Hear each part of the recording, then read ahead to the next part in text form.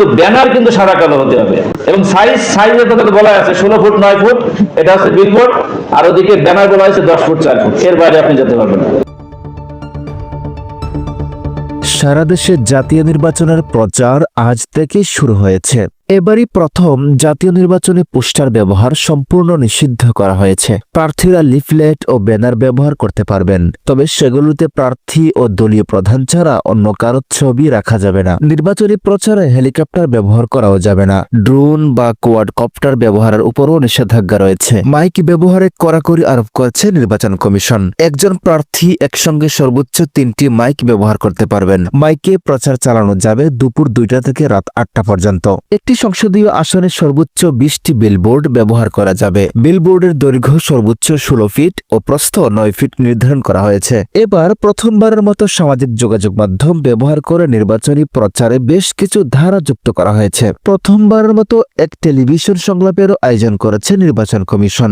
জনসাধারণের চলাচলে বিঘ্ন সৃষ্টি করতে পারে এমন কোন সড়কে জনসভা কিংবা পথসভা করতে পারবে না। নির্বাচনী প্রচারে কোনো প্রকার পোস্টার ব্যবহার করাও যাবে না। নির্বাচনী প্রচারে অপচনশীল দ্রব্য যেমন রেক্সিন, পলিথিন, প্লাস্টিক তথা পরিবেশের জন্য ক্ষতিকর এমন কোন উপাদানে তৈরি কোনো প্রচারপত্র, লিফলেট, হ্যান্ডবিল, পেস্টুন, ব্যানার ব্যবহার করা যাবে না। যানবাহনে কোনো প্রকার লিফলেট, হ্যান্ডবিল, পেস্টুন লাগানো যাবে না। নির্বাচনী এলাকায় অবস্থিত দেয়াল, গাছ, বেড়া, বিদ্যুৎ ও টেলিফোনের খুঁটিতে লিফলেট লাগানো যাবে না। কোনো প্রার্থী কর্তৃক কোনো নির্বাচনী এলাকায় একসঙ্গে 3টির অধিক মাইক্রোফোন বা লাউড স্পিকার ব্যবহার করতে পারবেন না। কোনো নিবন্ধিত রাজনৈতিক দল কিংবা তাদের মনোনীত প্রার্থী বা স্বতন্ত্র প্রার্থী কিংবা তাদের নির্বাচিত অন্য কোনো ব্যক্তি প্রচারের সময়কালে কোনো নির্বাচনী এলাকায় মাইক বা শব্দের মাত্রা বর্ধনকারী অন্যবিধ যন্ত্রের ব্যবহার দুপুর 2টা থেকে রাত 8টার মধ্যেই সীমাবদ্ধ থাকতে হবে। একজন প্রার্থী তার নির্বাচনী এজেন্ট বা সংশ্লিষ্ট রাজনৈতিক দলকে ফেসবুক বা অন্য যেসব প্ল্যাটফর্মে প্রচার চালাবেন সেগুলোর নাম,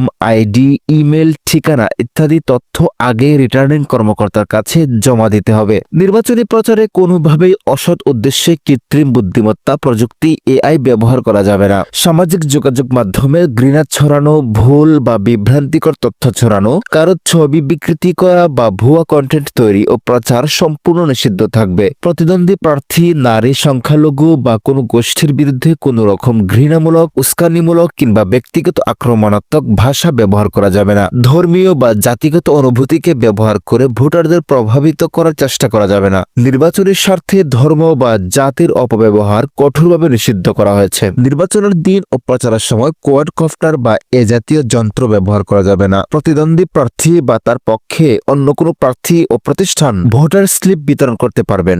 ব্যানার, ফেস্টুন, লিফলেটে পলিথিনের আবরণ নয়, প্লাস্টিক ব্যবহার করা তো যাবেই না। আচরণ বিধি লঙ্ঘনে সর্বোচ্চ 6 মাসের কারাদণ্ড ও 1.5 লাখ টাকা জরিমানা এবং দলের জন্য 1.5 লাখ টাকা অর্থদণ্ডের বিধান রাখা হয়েছে। জাতীয় সংসদ নির্বাচন অবাধ, সুষ্ঠু ও নিরপেক্ষ করার লক্ষ্যে দেশের 300টি সংসদীয় আসনের প্রতিটিতে নির্বাচনী অনিয়ম অনুসন্ধান ও অপরাধের সংক্ষিপ্ত বিচারের জন্য নির্বাচনী অনুসন্ধান ও বিচারিক কমিটি গঠন করেছে নির্বাচন কমিশন।